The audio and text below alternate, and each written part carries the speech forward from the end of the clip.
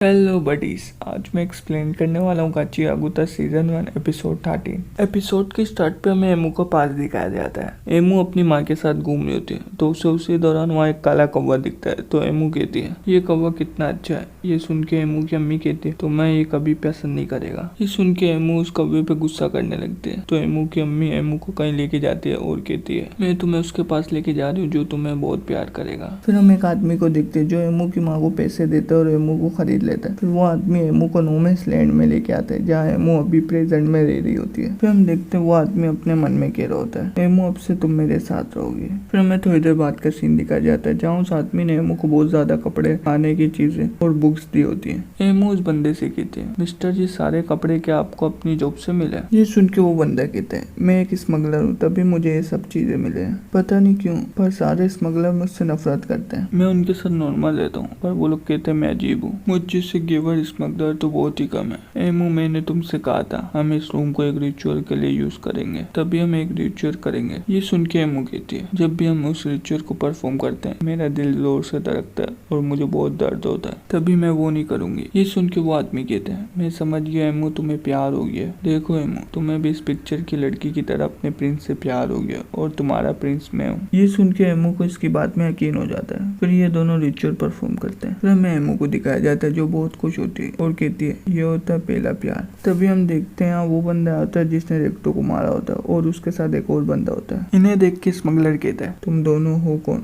और यहाँ कर क्या रहा। ये जगह मैं और एमू की है। फिर वो अपने वाइटल इंस्ट्रूमेंट को एक्टिवेट कर देता है। ये देख के रेक्टो के कातिल के साथ जो बंदा आया था वो उसे एक मुक्का मार के बेहोश कर देता है और फिर उसका जूता उतारने लग जाता है। फिर हम देखते हैं रेक्टो का कातिल एमू को जूता दे रहा होता है और कहता है ये जूते तुम पे ज्यादा अच्छे लगेंगे और तुम्हारे दिल ने जो खोया ये उन्हें भी भर देंगे। ये सुन के एमू उन जूतों को ले लेती है। ये दोनों फिर यहाँ से जाने लगते हैं और रेक्टो का कातिल एमू से कहता है इन जूतों का ख्याल रखना। फिर रेक्टो का कातिल अपने विंग्स निकाल के उड़ने लगता है। ये देख के एमू को लगता है ये एक एंजल है। फिर उस स्मगलर को भी होश में आ जाता है। एमू फिर स्मगलर से कहती है वो दोनों लोग एंजल थे लेकिन वो बंदा एमू की एक बात नहीं सुनता और एमू को मारने लगता है और कहता है तुम मेरे जूते चोरी कर रही थी। स्मगलर एमू को मार रहा होता है लेकिन एमू अपने मन में सोचती है मुझे बहुत ही ज्यादा अजीब महसूस हो रहा है और ये नॉर्मल नहीं है क्योंकि मुझे नॉर्मली ऐसा फील नहीं होता। मेरे दिल में बहुत ज्यादा शोर मच रहा है। ये सब क्या जूते की वजह से। एंजल ने कहा ये जूता मुझ पे ज्यादा सूट करता है। इसका मतलब कि ये जूते मेरे हैं और कोई भी इन्हें नहीं पहन सकता। हम देखते हैं जूते की वजह से एमू के अंदर गिवर की पावर जाग जाती है। फिर हमें प्रेजेंट का सीन दिखाया जाता है जहाँ रूडो एमू से माफी मांगने की कोशिश कर रहा होता है लेकिन उसी दौरान फॉलो कहता है रूडो ये हमें वही बता रही जो तुम इससे पूछना चाहते हो।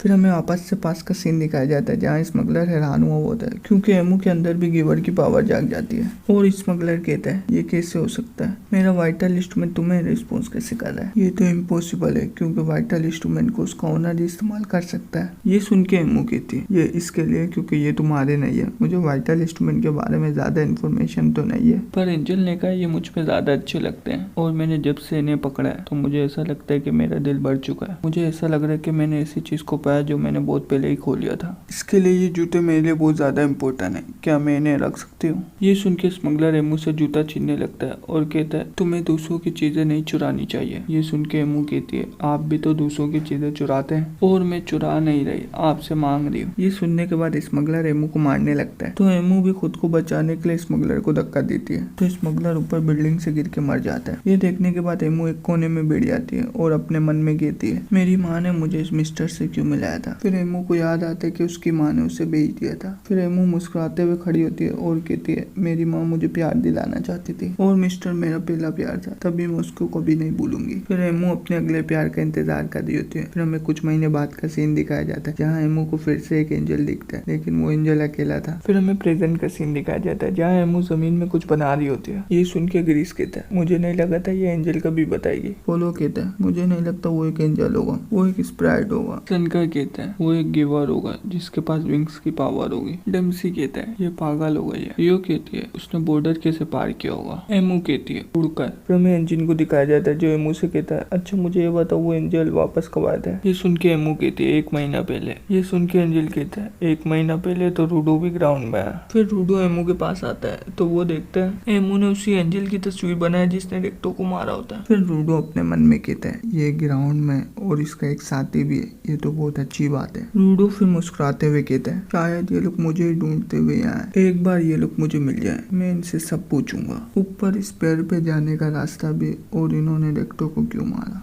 और मैं इन दोनों को रेक्टो की कब्र से माफी भी मंगवाऊंगा। रूडो को ऐसा हंसता हुआ देख के एमू कहती है, तुम भी मेरे जैसे हो रूडो, तुम्हारे ग्लव्स में ही तुम्हारे दिल के खालीपन को भरा होगा। मैंने जब से जूते को हासिल किया तो मेरे अंदर इंसानी फीलिंग जाग गई थी, और मुझे पता चला कि स्मगलर जो मेरे साथ करता था वो प्यार नहीं था। मुझे भी किसी का प्यार और साथ चाहिए था, पर मैं ये करने से डरती थी। ये सुनने के बाद रूडो एमू की तरफ हाथ बढ़ाता है और कहता है, हम दोनों ही दूसरों की मदद करना सीखते हैं। वैसे तो मुझे नहीं पता ये कैसे करते हैं, तभी चलो हम दोनों साथ में करते हैं। फिर हमें दिखाया जाता है कि सारे क्लीनर्स यहाँ से जाने लगते हैं। रूडो एमू से कहता है, तुम हमारे साथ नहीं चलोगी? एमू कहती है, अभी नहीं, मुझे कुछ काम करना है। अगर तुम मुझसे मिलने आओ रूडो तो मुझे अच्छा लगेगा। रूडो कहता है, मैं तुमसे मिलने वापस आऊंगा। फिर हमें दिखाया जाता है कि ये सारे क्लीनर जा रहे होते हैं, तो एंजल कहता है, हमें बॉर्डर पार करने का रास्ता तो पता नहीं चला, पर हमें ये पता चला कि एंजल होते हैं और वो बॉर्डर पार करते हैं। और हमने एक वाइटल इंस्ट्रूमेंट देखा जिसपे रूडो के ग्लव्स का लोगो है। ये सुन के रियो एंजल से कहते हैं, रेडर ने जिस सीरीज के बारे में बात की थी वो जूता भी उसी सीरीज का हिस्सा है। फिर हम देखते हैं एमू के घर पे कोई घुस गया और उसने एमू के जूता चुरा दिया, और ये बंदा कोई और नहीं जेबर होता है। ये बात जेबर अपने बॉस को बताता है, तो जेबर का बॉस कहता है, चलो अब स्टार्ट करते हैं। इसी सीन में एपिसोड नंबर 13 एंड हो जाती है। उम्मीद करता हूँ आपको वीडियो अच्छी लगी होगी। अच्छी लगी है तो लाइक करें, शेयर करें। अगर आप इसका मांगा कवर करना चाहते हैं तो कमेंट करें, और आप अगर चैनल पे नए हैं तो सब्सक्राइब करें।